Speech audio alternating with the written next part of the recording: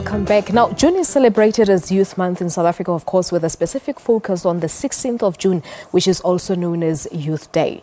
Youth Month pays tribute to the school pupils who lost their lives during the 16 June 1976 uprisings in Soweto.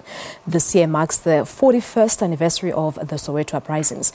We look back at how far youth development has come more than 20 years into democracy, and we also look at the challenges, of course, that are still facing young people in South Africa. Most importantly, also focusing on their strides and achievements. We joined in our studios in Johannesburg by the Deputy Minister in Presidency responsible for monitoring and evaluation, Buti Manamela. Deputy Minister, good morning to you. Good to have you. Good morning, Phyllis. Thank you so much. Thank you so much. And here you are. We invited you a day after the shocking statistics were released of unemployment. The unemployment youth rate sitting at 38.6%. Yeah. Look, I mean, the biggest challenge that this government faces in our country, and I think that's a trend even globally, is around getting young people either employed or into entrepreneurial activities or into education. And part of government's focus, not only this month, but throughout this term, has been to get, the whole of government focusing on getting young people, engaged in all of those three areas. We've seen what, firstly in terms of what the National Youth Development Agency has been able to do to support youth entrepreneurial activities. We've seen government, increasing, the National Skills Financial Aid Scheme allocation in order to get more young people into, universities and TVET colleges and also into schools. We've also seen, various, governments, financial institutions such as IDC, CIFA and all of that, allocating more than 4 billion rand towards assisting youth entrepreneurs. So part of what we'll be doing this Youth Month and throughout, the 41st anniversary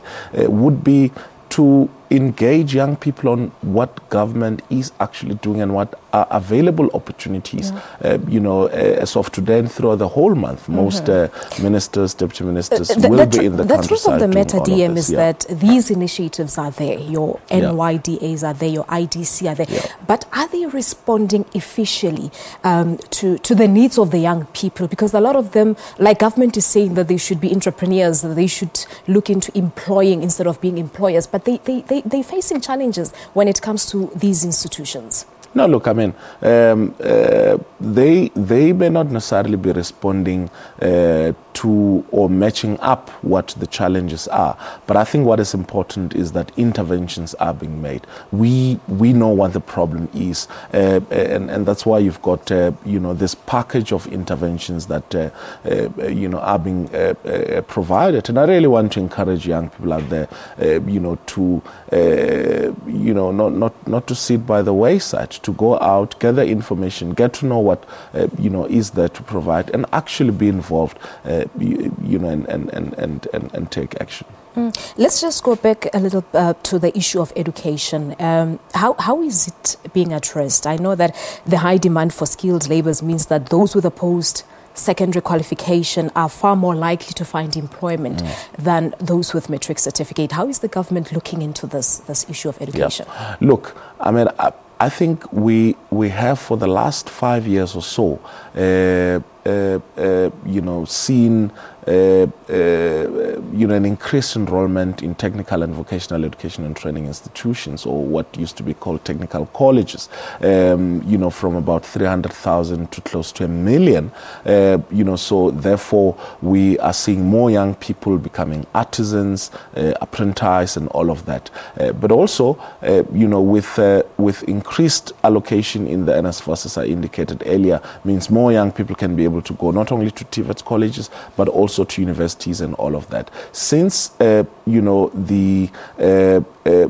put in place the Youth Employment Accord, we have essentially seen more than 80% of unemployed graduates either being connected to employment or some form of entrepreneurship. So education is essentially central in ensuring that we get young people a step ahead. There's still a long way to go. Of course, there is. I mean, there's no deniability. Look, about 38% of young people, of the unemployed, it is of course a huge number. And I was also reading DM that about 8% of them had actually given up in terms of finding employment. It's those that are just sitting at home and saying, you know what, I get it because it doesn't look like things will get all right. Yeah. So we are also sitting with some discouraged young people here in South Africa who are just, yeah.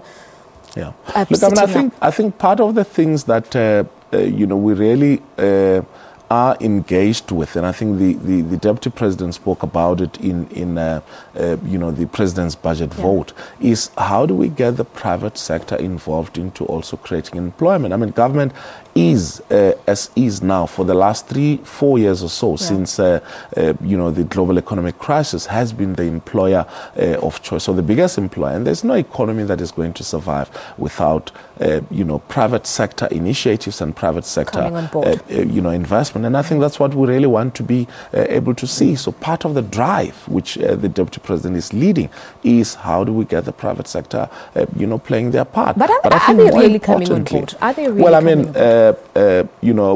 we have for the last 3-4 years lost more than 1 million jobs shared by the private sector, whereas on the other hand, the public sector has been an employer of choice. There are discussions which the Deputy President will be announcing soon in terms of a youth employment program, which is an initiative that he's leading together with various private sector players. So those are the kind of things that we really want to see happening. But I think what's more important is that beyond the economic meltdown, we and which has been experienced globally, we have to ensure that we support initiatives wherein young people are not necessarily seekers of jobs, but are really creators of jobs. There is so much to talk about, but we've run out of time. Thank you so much for coming through. Thank you for having me. Thank you very much indeed. Deputy President, go for promotion, just like that. Deputy Minister in the Presidency, Buti Manamela, speaking to us about